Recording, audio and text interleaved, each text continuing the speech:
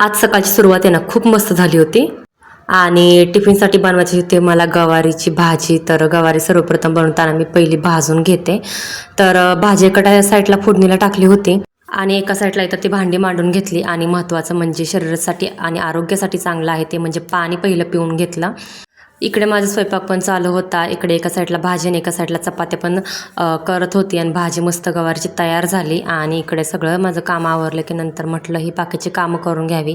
हे जे बास्केट आहे ना आपण कांदे बटाटे ठेवतो ते पहिलं क्लीन करून घेतलं, कारण क्लीन करायला आलं होतं. आणि मग चांगलं साफ केलं, पुसलं आणि आहे तिथे मग कांदे बटाटे वगैरे सगळे मी भरून ठेवले.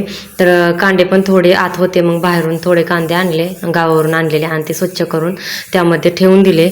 सगळं व्यवस्थित झालं की बकेट आहे तर ते तिथले तर ठेवलं. आणि नंतर मग हे डबे आहेत ते वरच्यावर पुसून घेतले आणि छानसं किचन क्लीन केलं आणि त्यांना स्कूलमध्ये आणायला गेले. भेटूया नवीन पुढच्या ब्लॉग.